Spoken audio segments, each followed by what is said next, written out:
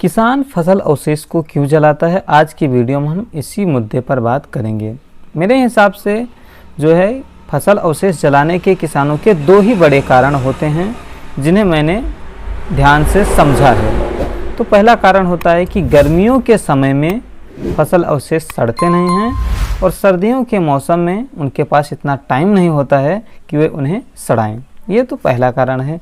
और दूसरा कारण जलाने का है कि त्वरित रूप से जो है खेत जो है वो फसल अवशेष मुक्त हो जाता है, स्वच्छ हो जाता है, जिससे वह आसानी से जुताई करके और बुआई का काम कर सकते हैं। वहीं कुछ किसानों का ये भी मानना रहता है कि अगर हम फसल अवशेष पर ही जुताई करके बुआई का काम कर देते हैं तो ज़मीनी कीटों के प्रकोप जो हैं वो बढ़ जाते हैं, जिससे उन्हें काफ़ी ज़्यादा कीटनाशक का भी प्रयोग करना पड़ता है और फसल नुकसान भी देखने के लिए कभी कभी मिल जाता है अगर नहीं कर रहे हैं कीटनाशक का प्रयोग तो, या फिर बाद में सड़ने लगे और उसमें कीटों का प्रकोप हो गया। तो इसीलिए किसान अगर फसल अवशेष सड़े नहीं हैं तो उन्हें जलाना ज़्यादा अच्छा मानता है। लेकिन फसल अवशेष को जलाने पर सरकार ने प्रतिबंध लगा रखा है।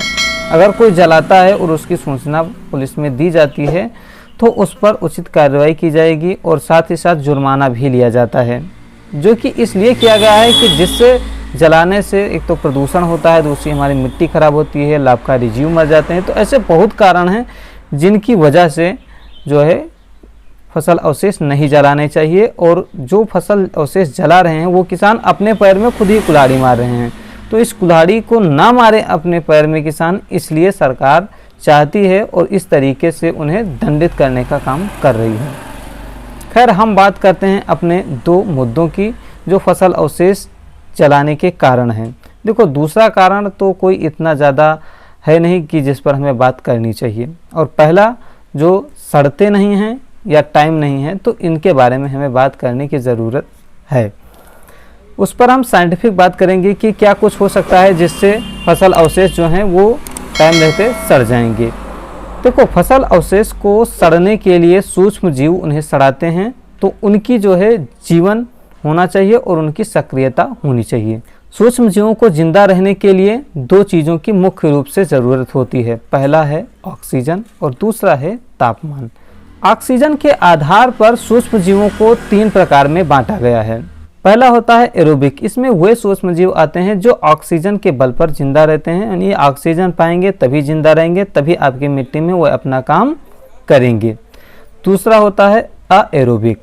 इसमें ऐसे जीव आते हैं जो खाद्य पदार्थ वो खा रहे हैं उसमें जितनी ऑक्सीजन उन्हें मिल जाती है उसी में वो जिंदा रह जाएंगे, उन्हें एक्स्ट्रा से जो है ऑक्सीजन की ज़रूरत है ही नहीं। तीसरे होते हैं फैटेलिक एरोबिक। इसमें वो जीव होते हैं जो खाद्य पदार्थ से मिल गया ऑक्सीजन तो खा लिए, नहीं मिला तो कोई बात नहीं है, दोनों ही स्थितियों में सर्वाइव कर जाते हैं और उनका जीवन चलता रहता है। लेकिन हमारी मिट्टी में सबसे ज़्यादा जो सूक्ष्म जीव पाए जाते हैं वो एरोबिक पाए जाते हैं, यानी उन्हें ऑक्सीजन की ज़रूरत होती है। तो मिट्टी पर जब एक सख्त परत चढ़ जाती है तो ऐसे में ऑक्सीजन नीचे नहीं पहुंच पाती है और इनकी मृत्यु होना शुरू हो जाती है। अब जैसा कि आप देख सकते हैं गेहूं की कटाई हो चुकी है और फसल अवशेष लगे हैं या फिर नहीं लगे हैं, जिसके लगे हैं या नहीं लगे हैं उनकी भी खेत की जुताई अभी नहीं हुई है। तो मिट्टी में जब हवा जा ही नहीं रही है तो सूक्ष्म जीवों का मरना तो तय ही है। ये तो ऑक्सीजन ना मिलने की वजह से मरने की बात हो गई। तो क्या किसान जुताई करके इस प्रकार से सूक्ष्म जीवों को मरने से बचा सकता है? तो इसे मैं आपको बता दूं कि नहीं, क्योंकि ये टेम्परेचर के आधार पर भी सूक्ष्म जीव जो हैं उनकी ज़िंदगी होती है, जैसा कि मैंने आपको पहले ही बता दिया। और टेम्परेचर के आधार पर भी ये तीन वर्गों में जिंदा रहते हैं। एक होता है 0 से 19 डिग्री सेल्सियस तक, यानी कि 20 डिग्री सेल्सियस के नीचे ये जिंदा रहते हैं, वो सूक्ष्म जीव होते हैं। दूसरा 20 से 40 डिग्री सेल्सियस तक जिंदा रहने वाले सूक्ष्म जीव होते हैं। और तीसरी कैटेगरी में आते हैं 40 डिग्री से 60 डिग्री के बीच में जिंदा रहने वाले। तो 20 के नीचे जो हैं वो भी बहुत कम मात्रा में होते हैं और 40 से ऊपर जो हैं उनकी मात्रा तो बहुत ही कम होती है। सबसे ज़्यादा मात्रा जो हमारी मिट्टी में होती है वो 20% से 40% तक जिंदा रहने वाले कीटों की होती है। और गर्मियों के समय में अगर टेम्परेचर को देखा जाए तो 40 डिग्री सेल्सियस के ऊपर का ही चला जाता है। तो ऐसे में ज़रूरी होता है कि अपने खेत में आप नमी बना करके अगर जुताई करते हैं तब आपको उचित फ़ायदा मिल पाएगा, जिससे आपके सूक्ष्म जीव मरेंगे भी नहीं।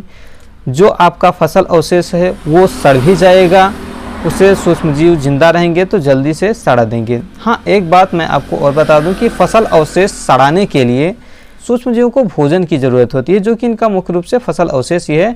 और फसल अवशेष में कार्बन और नाइट्रोजन का रेशियो होता है, जिसके आधार पर कीट इन्हें खाते हैं।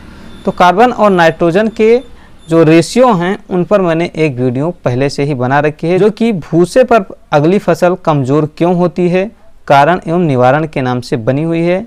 आप चाहें तो उसे जा करके देख सकते हैं और सीएन रेशियो को आसानी से सरल भाषा में समझ सकते हैं। डिस्क्रिप्शन में भी लिंक दे दूंगा, जिससे आप जा करके देख सकते हैं। तो ये कुछ कारण है जिससे आप अपनी मिट्टी के सूक्ष्म जीवों को मरने से बचा सकते हैं, अपने फसल अवशेष को सड़ा सकते हैं। अगर आप अपने फसल अवशेष को सड़ाते हैं तो उनमें जो भी phosphorus, nitrogen, potash, zinc, sulphur, मतलब जितनी भी आपने उर्वरक डाली थी उनकी मात्रा होगी वो भी अपने मिट्टी को मिल जाएगी, और दूसरी बात कार्बनिक खाद भी मिल जाएगी, जो कि सबसे फ़ायदे की बात होगी। तो सड़ाना सबसे ज़्यादा उचित है। गर्मियों में समय रहता है तो इसे सड़ाने का ही काम करें।